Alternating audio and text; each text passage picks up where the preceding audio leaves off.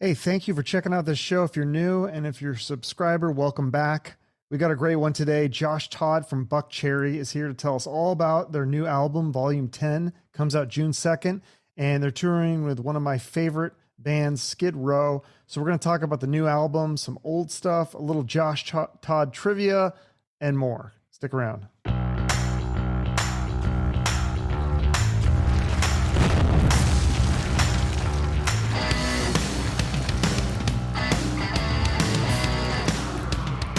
Ready to do this interview? I'm sure you've been doing a lot of these lately. Yeah, I've been doing a whole lot. Yeah, but it's good. It's all good. We got a great new record coming, and this is part of it. Yeah, absolutely. So let's talk about it. New album's called Volume 10, and it's out June 2nd. Tell me Yes. about because it's produced by Marti Fredriksen, and I'm sure he co-wrote a lot of the tunes as well. Talk about him because, I mean, his resume is amazing. Aerosmith, Def Leppard, Mick Jagger, Ozzy. I mean, he works with these Yeah. A-listers. Was it hard to Yeah. book him with the schedule? No, we've worked with him for a long time. It goes way back to 15. He co-wrote Sorry with us, and he produced a couple records back then. And so, yeah, we did Hellbound with him and wrote a lot of songs. When we get together, he's like the sixth band member. Um, like you said, he's worked with A-list guys and girls, and you know, Stevie and I, when we get in a room with him, we're always on high alert, bringing our A game because we know we're going to learn a lot, and also, we want to squeeze all the information we can out of him, and it's really a lot of fun. We went on a 9-day songwriting session in Nashville prior to actually recording the record, and we wrote 8 songs in 9 days. It was incredible, and we write really fast together, and we always do what's best for the song, and we just have this like magic, between me and Stevie and Marti, and it just works. So we keep going back to that well.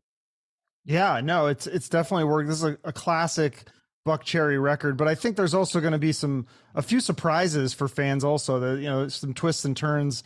Obviously, the first couple songs, the "Let's Get Wild." I mean, Yeah, that's just like classic, like uplifting. I love the song or the lyric, "Adrenaline Straight to My Core." yeah. It's it's a classic Buckcherry's. That's assuming that's one you're going to play live. Yeah, we've already been playing that live. And Good Time and Shine Your Light. We've been doing live. We've dropped all 3 of those. Yeah, it's those are really kind of quintessential good time rock and roll Buckcherry songs. But the record has a lot of depth as well, as you were saying. I think that's what you're referring to, and songs like Feels Like Love and Pain and With You and stuff like that. It's just it's a fun ride from beginning to end, and can't wait for everybody to hear it. Yeah, I was. You did my buddy's podcast, Clint Schweitzer, and you were talking. You guys were talking about "Feels Like Love," and I Yeah. thought that was interesting. It was inspired by the Def Leppard Hysteria. Like you're like, I want a Yes. Def Leppard Hysteria version for Buckcherry, and it Yeah. does kind of sound like that. Yeah, I mean that's exactly what we talked about prior to Marti and Stevie going in and writing the music to it. I get obsessed with songs, and I was really obsessed with Hysteria for a long time. I just thought it was such a great song. There's so many times that song has hit me when I'm driving, and I just blast it in my car, and I'm like, man, this is so good. I want one. I want something like this, and so I put it to Marti and Stevie, and they came up with some great music for me, and I went into the hotel and I wrote for like 2 hours to get to where it was, lyrically and melodically. And actually, the melodies, Marti came up with some of the melodies in that song, and it just came together really well. Yeah, that's a cool one. I think I know what this one's about, but correct. You tell me. The song "One and Only." Because some of the lyrics are really powerful in that one. It's like if we can, is it okay to read the lyrics? I don't want to give too Sure. much. Yeah. Yeah. Okay. Yeah, but it's just like that lyric, like if we just do what we are told, that talk is getting old. Left me in Yeah. the deep end, paralyzed with thinking. Nothing can control. This time is our one and only. I was like, oh, that's really powerful stuff. Yeah. That's kind of like the sign of the times, that song, everything really affected me and everybody for that matter, the pandemic and everything that was going on in the United States and all the fallout from everything. And all this stuff, craziness on social media and the negativity and all all this stuff, it really weighs on you at times if you, give it too much power, and that's what came out, one and only. Yeah. Do you find yourself like, I know for me, I feel like I have to limit my time on watching, looking at the news or social media Yeah. basically is the news now. So I feel like I have to, okay, I need to get off of that. Do you have to do the same thing where you like take I break or? I do that. I'll tell you what I do. I stopped watching the news a few years ago. I got a few years off the news, which is great. I do have a news feed in but I only put in stuff that I'm interested in. So it's like National Geographic and Time and like the Los Angeles Times and like stuff like that, stuff I'll just want to read. And I'll keep up with current events, but I don't watch the news because it plagues your mind, and I only know this from not doing it anymore, so, yeah, so I don't do that. And then social media, I limit to 5 to 10 minutes a day. That's it, tops, and I'm done. So Wow. yeah, all that has really, really helped me. And um, only because it was just not healthy for me because I did this like experiment with myself. I go, I'm gonna do 30 days off social media and see how I feel, and I felt great. You know what I mean? And so I continued. And there's other things I do on social media. Whenever I post something on my personal Instagram, I turn off commenting, so anyways, I'm not seeking validation. I'm not seeking any of that. It's strictly to kind of let everybody know what's going on musically and, where we're at and, shows or promotion. And that's it, and everything else I'm done with, and it's really been healthy for me. I don't know about other people, but I dig it. No, did you ever see that movie about social media? The social dilemma on Netflix. Yeah. Yeah, and it was after seeing that too. I'm like, man, this is heavy, and I think everybody should see that. Yeah, It's pretty. it makes me want to delete my social media, but then for me, it's like as a podcaster, I feel like I need it. Like I have to Yeah, have it to promote me. myself. I mean, Yeah, me too. I gotta deal with it to a certain degree for my business, but we also have people that do that handle that and manage that, and then I just check in, very very short period of time every day, make sure everything's cool. oh, that's a nice. So you do have people that kind of handle a lot of the business side where you can focus more on the music. Yes. Okay. So like with the tour, was it who's obviously you and Skid Row, you guys have the same publicist, but was it your management that kind of had that idea? I mean, I love it because Skid Row is one of my favorite bands. So this is like a dream tour for me. Yeah, we're all friendly with those guys, before all this, and so that's good. That's always good, and then we there was talk of it and the managers got together, and so we booked a leg, like a whole month, and we went out. We've already done it, and Mhm. all like so many of the shows sold out. I would say more than half of them sold out, which is crazy. So the promoters were fired up, the managers are fired up, we're fired up, so is Skid Row. And so we decided to do a second leg and a third leg we've already booked. And we're about to go out on the second leg here in, a few days, like 5 days, 6 days. And then we're doing a third leg already, and we're doing some shows in Canada with them. And then there's talk of doing a fourth leg because it's just selling so well. So, whenever something like that happens, you just ride the wave, and right now we're riding the wave. They dropped a record not too long ago, and they got this great new singer, Eric. He's awesome. And yeah, they got a lot of momentum, and we got a lot of momentum with the new record as well. So it's working. Yeah. Now, how does it work? Because you're both great bands, and I mean, when I look at the levels that you're at, I mean, how do you decide who closes or who opens, or do you even care? Does it matter? Is it co-headlining? Like, how do Yeah, you it's decide? co-headlining, and they Okay. they they end the night, and we're fine with that, And we do the same amount of time as far as set time, and that's how we do it. Awesome. I can't. Now, is there going to be a third like opening bands, or just you two, and that's it? There is another band, and I'm drawing a blank right now on who it is. But yes, there is one more that opens the night. Okay, cool. And then you guys have some just solo shows that you're doing before you hit the second leg or the next leg of the. Yeah. We continue to tour, and everybody takes a break, and we continue. But yeah, we do headlining shows in between, and it's all good. Yeah, cool. So wait, back to the album. The song "Pain." That was a Yeah, cool one. I feel like that yeah. kind of had like an Aerosmith "Dream On" kind of vibe. And I'm going to call right now and say that song is going to change some lives. I mean, I don't know about streams or hit singles. I mean, of course, yeah, all that stuff's nice. You guys got to make a living, but I feel like that song's going to change somebody's life. Like someone's going to be on a dark path. They're going to hear that song and it's going to turn things around. And I think it's going to save people. And so I don't know, you're probably thinking a little crazy, but I think someone's going to come up to you, meet and greet and say like, hey, that song changed my life. So tell me about the process with that. Like what inspired it and how did you write it? Because that doesn't sound like a 15-minute writing session, like with Lit Up or whatever. Yeah, there's kind of a story behind Pain, and thank you for all that. I mean, I really love the song as well. And I'm going to tell you how it started, because where it got to is like, it's crazy. So when we went to go do our songwriting with Marti in Nashville, we go to Nashville and we go to his house just to kind of powwow, listen to some of the old demos, get a game plan of where we want to be, how we want to start the songwriting day the next day and all that. And I look, and he's got a piano in his house. And I said, hey, where'd you get the piano? He's like, oh, I just got that. And I'm like, it's really cool. And I said, hey, I would really I go, can you come up with like the saddest song you can come up with on the piano? And I want to have like just a piano vocal song for like maybe a hidden track on this record. And he goes, yeah, that'd be cool. And that was it. We didn't talk about it anymore. We just went on and we started writing songs, rock songs. And we kept writing and kept writing. And then we got to Feels Like Love.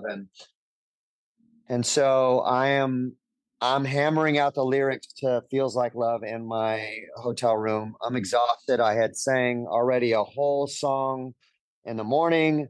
I broke for lunch, and then they got me the music a little later. So I'm spent. It took me about two and a half hours to write Feels Like Love. And then he hits me with this voice note, and he's like, hey, I got this idea for that piano song. And he sends me just two parts on piano of this song, right? And I'm like, fuck, and we only have like one more day or something like that.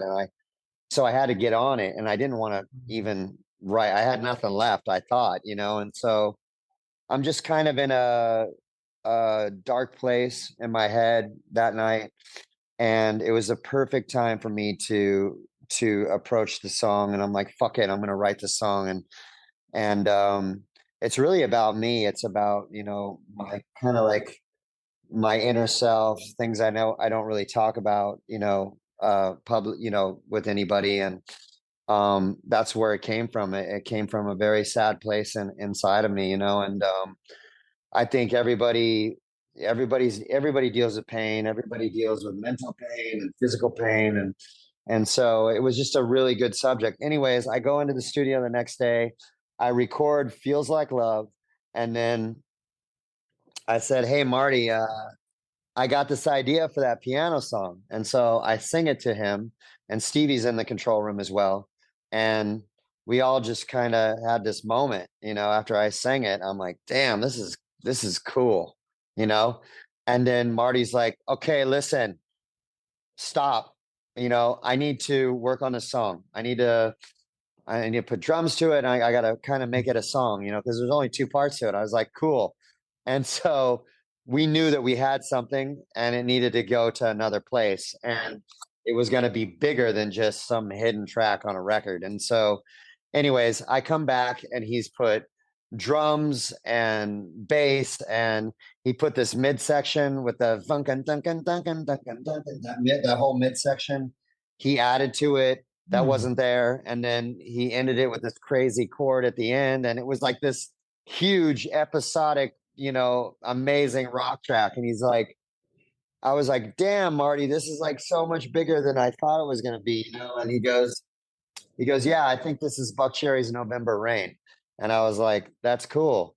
And so, anyways, I put a little melody and some words to the midsection, created a bridge, and then went and sang it, and the rest is history. It had to be on the record. It was just so good. Oh, And absolutely. I'm so glad we have that song. But that's how it all happened.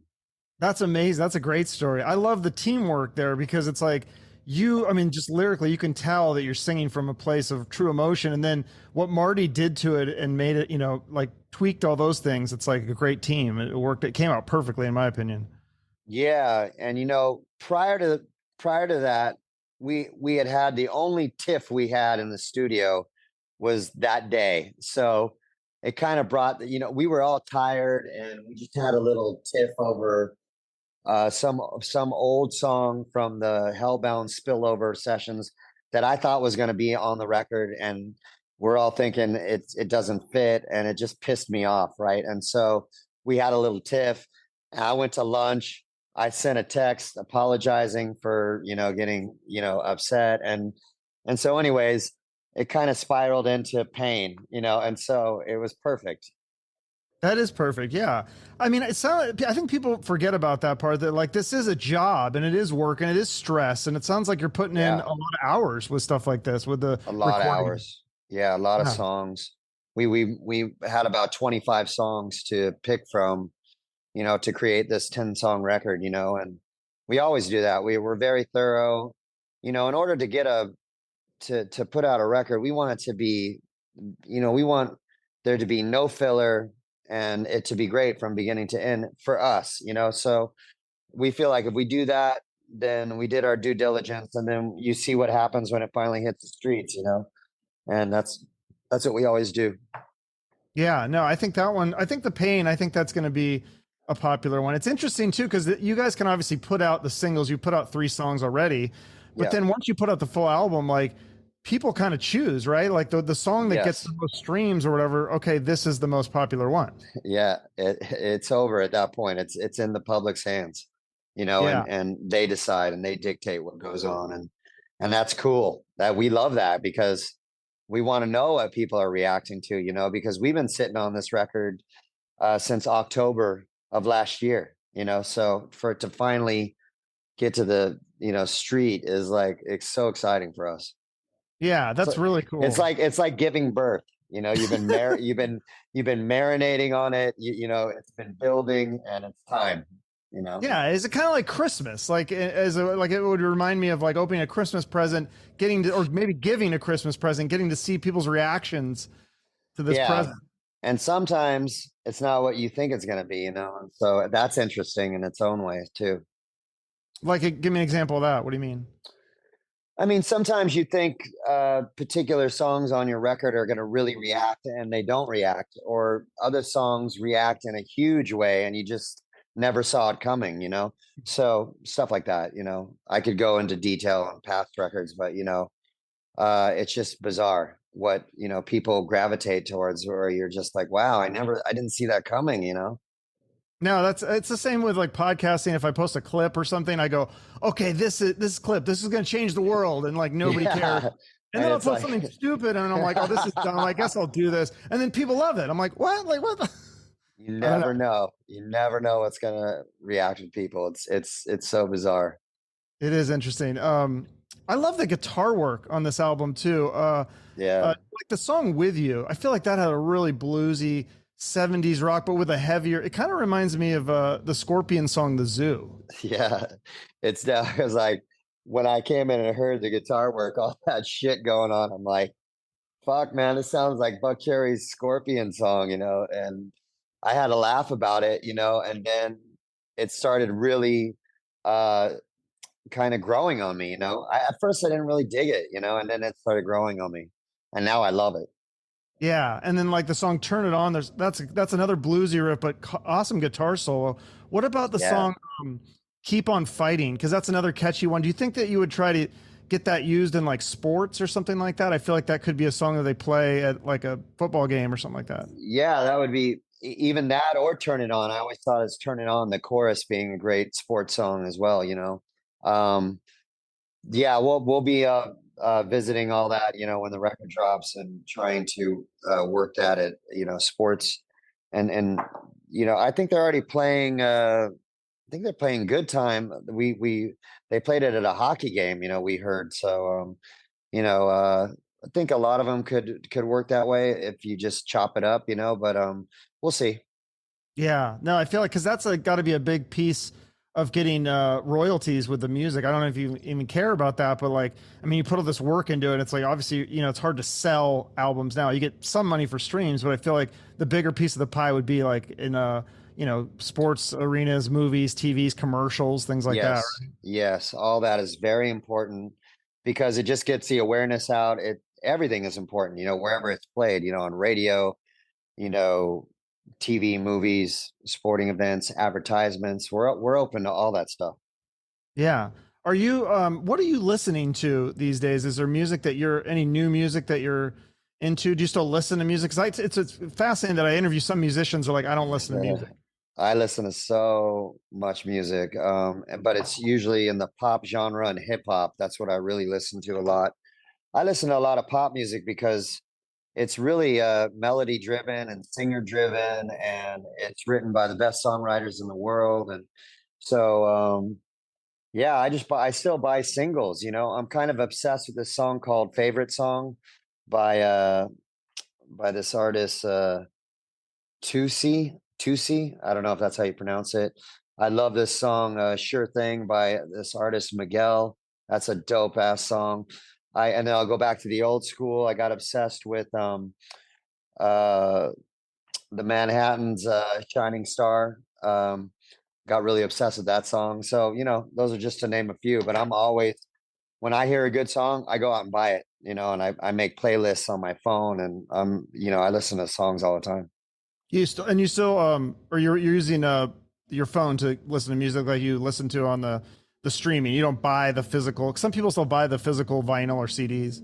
No, I go to iTunes and I buy singles, and if I hear, sometimes I'll hear a song on satellite radio, because I have satellite radio or Spotify or whatever, and I'll buy the single because I want to take the song and put it in my library and make playlists. And I like to do that myself, instead of like just putting it on some playlist in like Spotify or something. Yeah. Well, and you're a big Prince fan too, right? Because you guys Oh covered yeah. the Prince song. You've talked about that a Love, lot. love Prince. Yeah. Yeah. Did you read that book? Miss him so much. Did you ever meet him? Never met him, but met his people.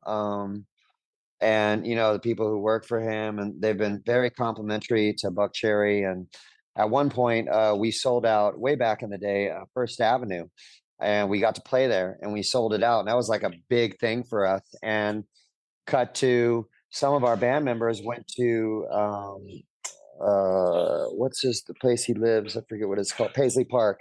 They went to Paisley Park to do the tour, and they were being briefed by the security guy there, and he had worked with Prince for a long time, and he was like telling them, "Okay, this is what's going to happen," and yada yada yada. He's like, "What band are you guys in?" And Stevie goes, "Oh, we're in Buckcherry," and he goes, "Buckcherry, we love Buckcherry. Like we went and saw you guys do Crazy Bitch, and we went when you guys sold out First Avenue," and I was like, "Oh my god, they know Buckcherry!" Like that was like so huge for us, to know that they knew about that show and they knew about our songs, and to be on Prince's radar was like fucking amazing. You know what I mean? No, that's amazing. There must be a lot of those kind of pinch me moments that you've had. I mean, you've toured with some of the greatest bands of all time, I think. Yeah, we have. We've toured with a lot of our heroes. Very grateful for that. The list goes on, like Kiss, AC/DC, Aerosmith, like all those. We even did a show with Bon Jovi back in the day, which is classic.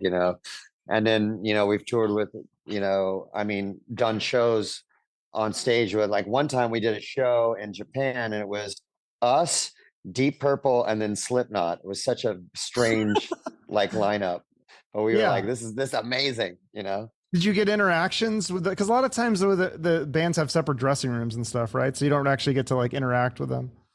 I met Corey Taylor a few times. Very nice guy, but yeah, we weren't.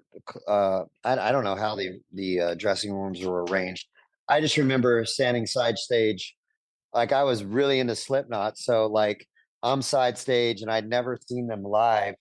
and it was crazy. You know, when they get it, they got in their shit, and they get into full character once they get into that mode. And when they were walking on stage, it was heavy, you know. And once they started, it's like it was just amazing. I had such a good time that day. That's awesome. Yeah. Well, I'm excited for the Skid Row. That's going to be a great package, I think. I think you Yeah, guys are coming to it's fun. Arizona. And it's funny because you're coming to Phoenix with Skid Row, but then you're coming to like Flagstaff, which is funny because that's like 2 hours away. And good choice to come there in the summer because it's hot as hell in Phoenix. So I might drive up for that show, even though it's on like a Wednesday. Yeah, yeah. You know, I don't know about other singers, but I thrive in the heat. I like it hot, so it'll be fine. Yeah, you have an interesting. I heard you talking about your vocal tips and stuff because I'm always interested in that and those kinds of things because when I hear singers that they continue to sound amazing, and your thing is that you don't drink any water when you're singing, right? Isn't that the rule? Yeah, I haven't done that for a long time now. I mean, I hydrate a lot prior to going on stage, but then once I start, I don't like it because it tightens me up, you know, and I don't know why, but it just I'm way more flexible and it feels better without doing it, you know. And it took me a second to do that because I used to be in this nervous habit of always taking a sip between every song, and it was like I saw Steve Perry from Journey. I saw like a live video of him, and he wasn't drinking any water. And then I started watching a lot of artists, a lot of pop artists, you know, just a lot of singers with great vocal technique, and they weren't drinking anything, you know. And so I started working on that, and it was like so much better for me. Yeah, that's really fascinating because I've done so many of these interviews and I never heard that before, but that's a great tip for anyone listening who wants to be a singer. I know we only got a couple minutes. Can you tell the story? I thought this was so fascinating. One of your biggest songs, obviously, is Crazy Bitch, but the way you wrote it, the way Yeah. that you remembered it, you called your mom's voicemail and recorded Yeah, it on yeah. your mom's voicemail because you didn't have a tape recorder. That's I did, amazing. and I did. You know, my mom and I are very close, and she's always been very supportive of me. You know, I've been in bands since I was 15. You know, and one of the first shows I did was a house party at my house. You know, my mother and my stepfather at the time, they left, and they didn't know what I was doing, but I we had gotten somebody's older brother or sister. We pooled our money together. We got a keg of beer. We set it up in the backyard. We made the garage like the backstage area. We set up in the living room, and fucking, you know, uh sold tickets at the back, you know, at the door. We made sure everybody came in through the backyard. So it was $3 a head. We made money that night, and we played the show, and it was like we felt like it was amazing. I felt like a rock star. I was like, this is it. You know, this is when all hell broke loose for me. It was like, I'm never looking back. This is all I want to do, you know? So, anyways, my mom came home, and she's like, she kind of noticed that some things were like, you know, out of place. And I just confessed, I was like, we had a party, and, you know, and it was amazing. And we, you know, anyways, you know, we've always been very close. And so, anyways, cut to Crazy Bitch. Yeah. I was like, Mom, I don't want to forget this. I'm recording this. Don't erase it. You know, That's that such a was cool it. fucking story. All right, I That know you was got to it. get going. I've never done this before, but I'm gonna try to see if I can do this share screen thing. I have a couple things of trivia. So there's 5 pieces of trivia here. I want to see if you know which thing that I don't know the answer. Like, there's got to be one of these. Pick one that says like, oh, there's no way he knows that. So let's see if this works. Let's first of all, can you Okay. see this? Ugh. Here we go. Can you see that? Yes. Okay. First song you ever wrote. It's called Bandana Rosanna. Yes, that's right. Yeah, I know. I knew Yeah. that. So, is there Yeah. any of these that you think like, oh, there's no way that I would? There's one of these that I don't know the answer to. Favorite breakfast place would have to be either IHOP or Patty's. Oh, I thought it was Waffle House. Waffle House. Oh, Waffle House is it. Yes. Damn. Good job. Yeah, the name of your dog's Lion, and then Lion, yes. the only one Song I you listen. didn't know was your favorite comedian. I think it might be Andrew Dice Clay, but I'm not sure. Wait, song you listened to on repeat while doing acid. Was that a U2 song? Oh no, that was Sweating Bullets, Yes. Megadeth, Yeah, right? yeah, And yeah. then favorite comedian is definitely Sam Kinison or George Carlin. Oh, okay. Okay. I didn't have that. That was the one that I didn't know. All the other ones, yeah, I heard you talk about story. I was like, wow, this is fascinating stuff. That's good, man. Yeah. I always That's end good. promoting a charity. Is there any charities that you work with or you want to promote here at the end? Would be St. Jude's or Big Brothers and Big Sisters of America. Okay. I'll put that in the Yeah, show notes along with your website, and people can that's awesome, pre-order man. the Yeah. album now. So great. It's good stuff. Like I said, I love every Or track. or any local animal rescue in your area is good too. You know? Yes. Oh, I love that. Yeah, that Yeah. definitely, those animals need our help. Absolutely. So thank you so much for doing this. I appreciate it. I look Thank you, forward to seeing man. you It on was a great tour. interview. I appreciate it, All man. right. Bye-bye. Thanks for listening. Absolutely. My thanks again to Josh Todd from Buckcherry. New album is called Volume 10. It's available June 2nd everywhere. Check it out and make sure to see them live on tour with Skid Row. Two of my favorites together. Should be an awesome show. So besides seeing shows, you can support music by buying it, streaming it, buying merch, or sharing their stuff on social media. And you can help support this show and the band by sharing this episode on social media. We appreciate all your support for the show and our guests. Have a great rest of your day and shoot for the moon.